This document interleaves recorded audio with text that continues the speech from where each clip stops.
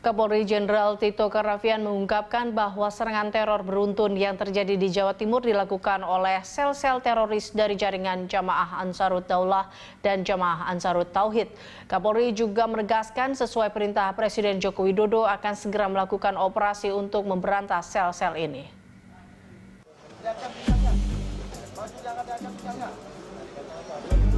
Dalam laporan International Center for Political Violence and Terrorism Research pada tahun 2016, dikatakan bahwa Jamaah Ansarut Daulah merupakan jaringan yang terbentuk pada tahun 2015.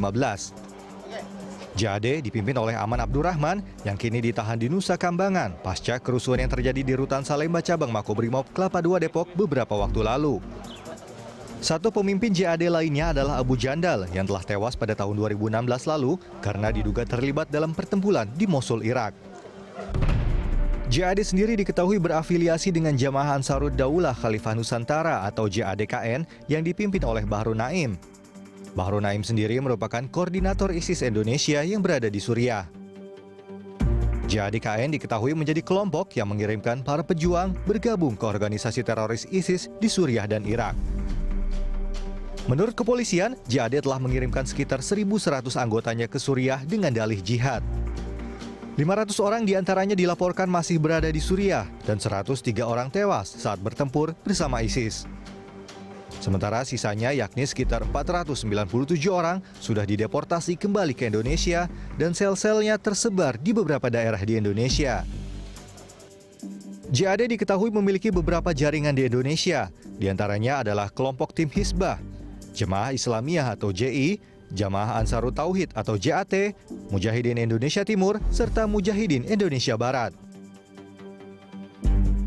Pemimpin organisasi radikal ini adalah Aman Abdurrahman.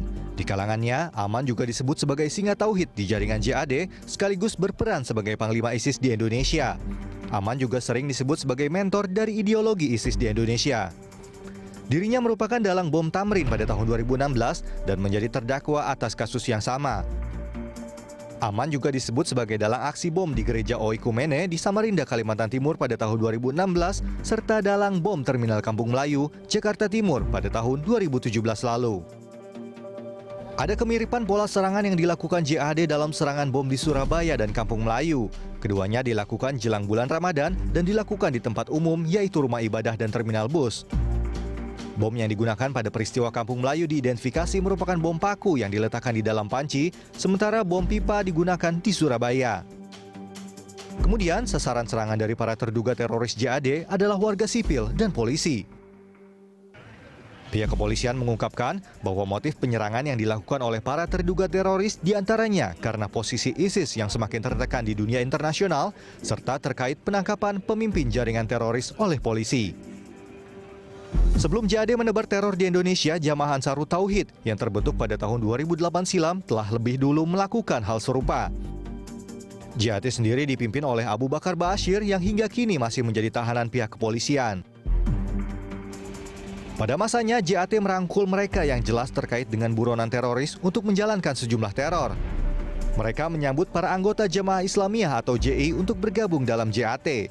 Namun pada perjalanannya, JAT bentrok dengan para pimpinan JI dalam hal strategi dan taktik. Di tahun 2010, tim Densus 88 anti teror merazia markas JAT di Jakarta. Polisi menuduh para pimpinan JAT menggalang dana untuk membiayai pelatihan militer kelompok teroris di Aceh. Lalu pada 23 Februari 2014 lalu, Departemen Luar Negeri Amerika Serikat memasukkan Jamaah Ansarut Tauhid atau JAT yang didirikan oleh Abu Bakar Ba'asyir ke dalam daftar organisasi teroris asing. Usai kerusuhan di Makobrimob Depok dan tragedi ledakan bom di beberapa lokasi di Surabaya, Jawa Timur, Kapolri Jenderal Tito Karnavian menyatakan akan melakukan operasi terhadap sel-sel Jamaah Ansarut Tauhid dan Jamaah Ansarut Daulah. Operasi ini akan dilakukan bersama-sama dengan TNI dan BIN. Tito menegaskan kelompok yang melakukan aksi teror tersebut tidak terlalu besar dan hanya sel-sel kecil saja. Artinya, kelompok tersebut tidak akan bisa meruntuhkan negara lewat aksi-aksi teror yang mereka lancarkan. Tim Liputan, Berita 1.